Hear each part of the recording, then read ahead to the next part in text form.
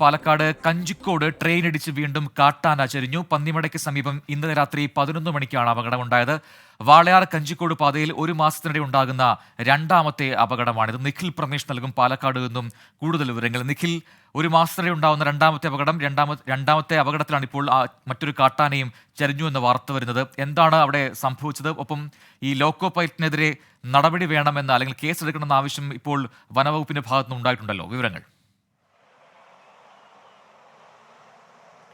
പ്രജിൻ, ഇന്നലെ രാത്രി 11-നും 12-നും ഇടയ്ക്ക് ചെന്നൈ മെയിലാണ് ഈ പിടിയാന ഇടിക്കുന്ന സാഹചര്യം ഉണ്ടായത്.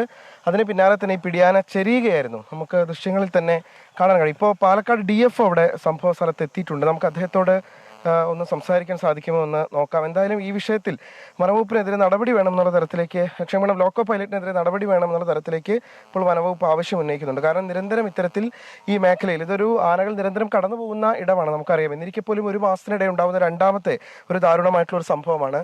പാലക്കാട് DFO ഇപ്പോൾ സംഭവ സ്ഥലത്ത് എത്തിച്ചേർന്നിട്ടുണ്ട്. സാർ, എന്താണ് നമ്മൾ പ്രാഥമികമായി മനസ്സിലാക്കിയിട്ടുള്ള വിവരങ്ങൾ എന്തൊക്കെയാണ്? അല്ല, ഇവിടെ ഒരു കൂട്ടം ആന ഇപ്പോ ഈ വേനൽക്കാലത്ത് ഒരു കൂട്ടം ഒരു 19 എണ്ണം തികയണ ഒരു കൂട്ടമുണ്ട്. അപ്പൊ അത് അവര് സ്ഥിരമായിട്ട് ഇങ്ങനെ ക്രോസ് ചെയ്യുന്നുണ്ട്. അപ്പൊ അതിൽ നമ്മളിപ്പോ ട്രെയിനിന്റെ സ്പീഡ് നിയന്ത്രിച്ചിട്ടാണ് നമ്മൾ ട്രെയിൻ പോകേണ്ടത്. പക്ഷെ അതില് എനിക്ക് തോന്നുന്നു നിർഭാഗ്യവശാൽ അത് വീണ്ടും അത് സംഭവിച്ചു. വേഗനിയന്ത്രണമുള്ള ഇതാണല്ലോ, എന്നിട്ട് പോലും അത് ശ്രദ്ധിച്ചിട്ടുണ്ടാവില്ല എന്നാണോ അങ്ങ് മനസ്സിലാക്കുന്നത്? എന്താണ് ഇപ്പോൾ അല്ല, വേഗനിയന്ത്രണമുള്ള ഒരു ഇടമായിട്ട് പോലും അത് ശ്രദ്ധിച്ചിരിക്കില്ല എന്നാണോ മനസ്സിലാക്കുന്നത് ഇപ്പോൾ? അല്ല, അത് നമുക്കത് വ്യക്തമായിട്ട് അറിയാൻ പറ്റുന്നില്ല. അത്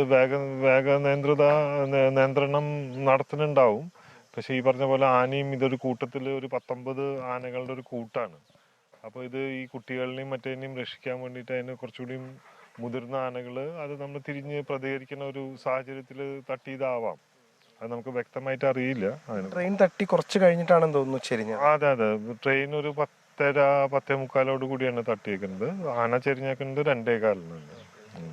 ഇപ്പൊ ഉടനെ തന്നെ പോസ്റ്റ്മോർട്ടം? അതെ, ഉടനെ പോസ്റ്റ്മോർട്ടം ഉണ്ടാവും. ഇപ്പോൾ ഇവിടെ നിന്ന് അല്പസമയത്തിനകം തന്നെ ക്രെയിൻ അടക്കം ഉപയോഗപ്പെടുത്തി ഇവിടെ നിന്ന് ഈ ആനയെ മാറ്റിയ ശേഷം, അതായത് വനംവകുപ്പിന്റെ സ്ഥലത്തേക്ക് മാറ്റിയ ശേഷം അവിടെ വെച്ചായിരിക്കും പോസ്റ്റ്മോർട്ടം നടപടികൾ അടക്കം ഉണ്ടാവുക.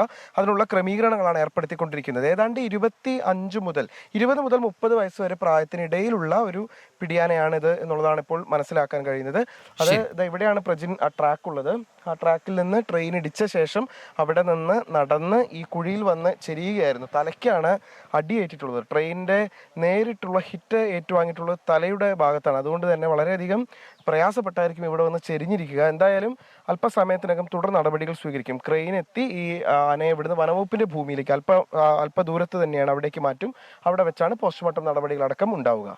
ശരി, നിഖിൽ പ്രമേഷാണ് കഞ്ചിക്കോട് ട്രെയിൻ ഇടിച്ച് കാട്ടാന ചെരിഞ്ഞ സ്ഥലത്ത് നിന്നും തത്സമയ വിവരങ്ങൾ നൽകിയത്.